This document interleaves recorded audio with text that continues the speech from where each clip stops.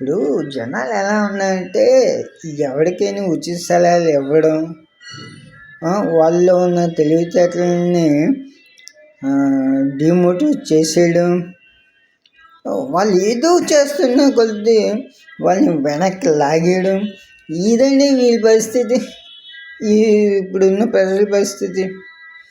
దానికి ఒక చిన్న స్టోరీ చెప్తాను, వినుకోండి. ఒకడు వాళ్ళ భార్య, ఒక గాడిద. అంటే ఇప్పుడు ఒక గాడిద, ఒక భార్య భర్తలు ముగ్గురు నడుచుకొని వెళ్తున్నారు. భార్యని పాపం నడవలేదనేసి గాడిద మీద భర్త కూర్చోబెట్టి, గాడిద మీద భార్య, భర్తను నడుచుకుని వెళ్తుంటే వాడు చేయడండి నానంటాడు.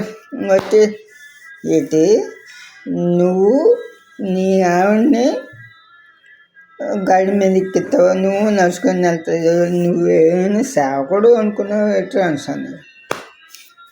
ఫోన్ ఆవిడ దించేశాడు, వీడెక్కాడు.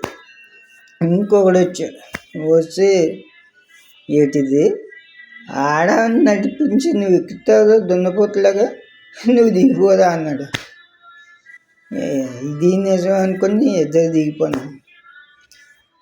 మళ్ళీ ఏం చేసేది, మన ఇద్దరం ఎక్కుదాం అని ఎక్కేది వెళ్తున్నా. ఇంకోటి వచ్చాడు, ఆ గాడిద ఎంత నీది ఎంత, ఆ గాడిద ఏమైనా మరి చనిపోతే మనం మీ ఇద్దరికి ఎట్లా పరిస్థితి అనేసి, గాడి పరిస్థితి ఎట్లా అనేసి ఇంకోటి పొల్లెట్టు.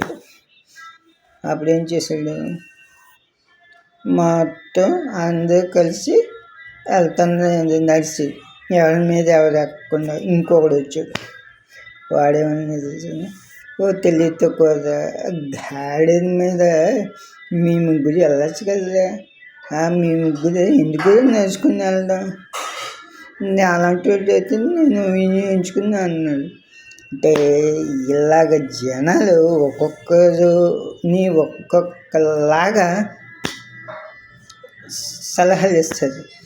మరి వీళ్ళు ఏం చేస్తారు, వీళ్ళకి ఎవరికి సాటిస్ఫై చేయగలరు, ఎవరికి సాటిస్ఫై చేయలేదు కదా.